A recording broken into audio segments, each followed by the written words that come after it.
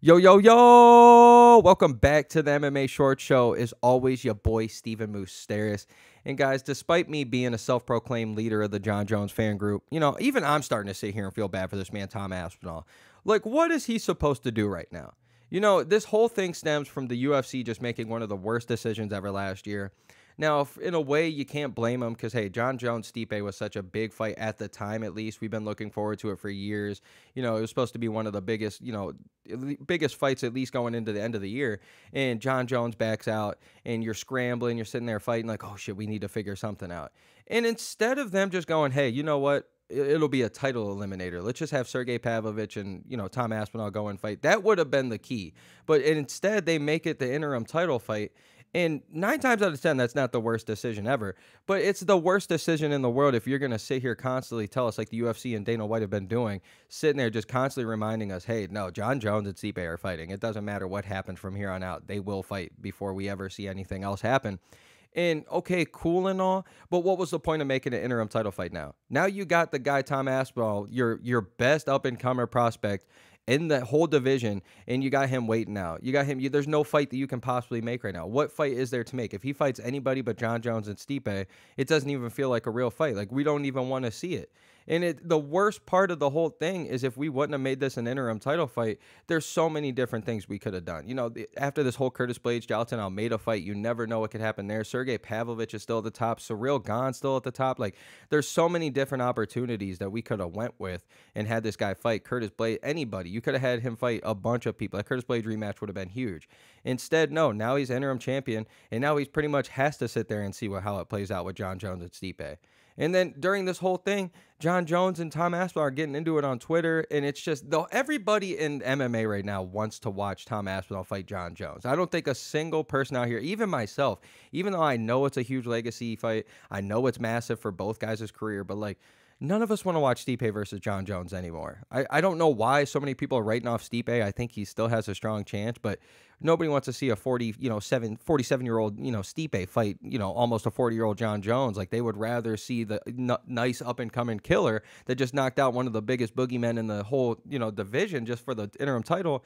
And now we're sitting here just in a huge blank right now, and it just completely poops all over the damn division. And this is the saddest part, if I got to be honest with y'all. The saddest part is the UFC is getting exactly what they want.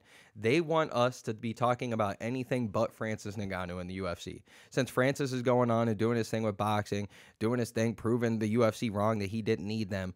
Like, yeah, they scrambled, man. That's why they made the whole Sergey Pavlovich and Tom Aspinall interim fight to begin with, because he was just now doing his thing against Tyson Fury, had that big fight coming on, goes on and pretty much wins it. Now he's got a huge fight with Anthony Joshua, and the only thing that the UFC cares about is that we just focus on anything but Francis Ngannou at heavyweight. And guess what we're doing? We're focusing on John Jones. We're focusing on Tom Aspinall. We're focusing on Stipe.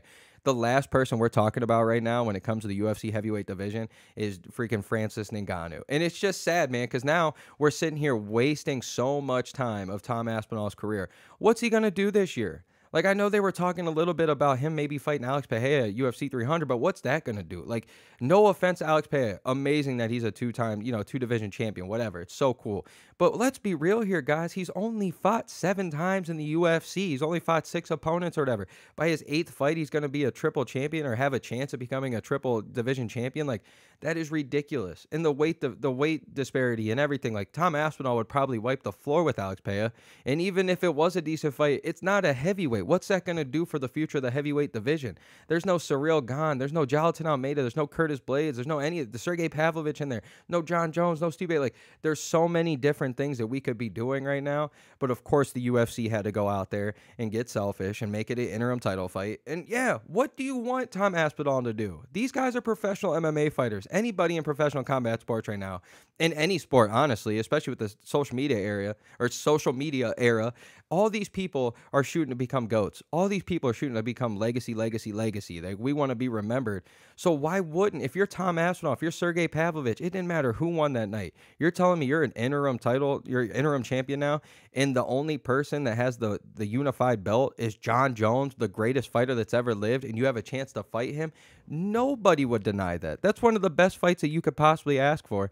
And I just feel so bad for Tom Aspinall right now. And you kind of, I mean, I guess I kind of get it in a way if you're John Jones, especially I'm a John Jones guy. I get why he wants to fight Stipe. That's going to look way better on his resume in 20 years when we look back and go, damn, he did beat the baby, the GOAT at heavyweight.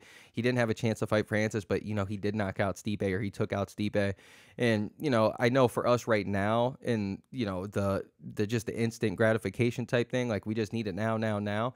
Yeah, cool. Right now, the hot guy's Tom Aspinall. So, yeah, that would be a huge win currently. But for us MMA heads, man, we know that John Jones doesn't need this fight. But it's a perfect fight. If you're Tom Aspinall, you're going to want that fight. So, like, I just don't get what the UFC wants Tom Aspinall to do now. He's on every interview talking about John Jones, doing it. Like, why wouldn't he, man? That's the whole reason he's here. He wants to see who's the best. He wants to be the best. And who's the best right now? It's John Jones. Why wouldn't he want to fight him? So, I don't know what the hell the UFC is going to do with their heavyweight division. It was just finally getting to a point where we're all excited to see these guys and how it's going to play out. It felt a lot like we finally have it at like 155, 170, 185, where we finally got 5, 6 new guys in there. And they had it, man. They didn't have to make this an interim title fight. It could have been a title eliminator, and it would have made way more sense when they're out here saying, "Oh, well, John Jones and Stipe are going to fight still," but we could have Tom Aspinall go on and fight somebody else for another title eliminator. We see that all the time, but now they're just got themselves in a pickle, and I don't think they even care because they just want us to get our minds off of Francis Ngannou. So, I mean, you guys let me know what you guys think they're going to end up doing. It's almost at a point where I think they're going to have their hands tied behind their back, especially after John Jones and Tom Aspinall going after it, at each other on Twitter recently. They might have their hands tied behind their back, and they might have to make this fight. I don't know.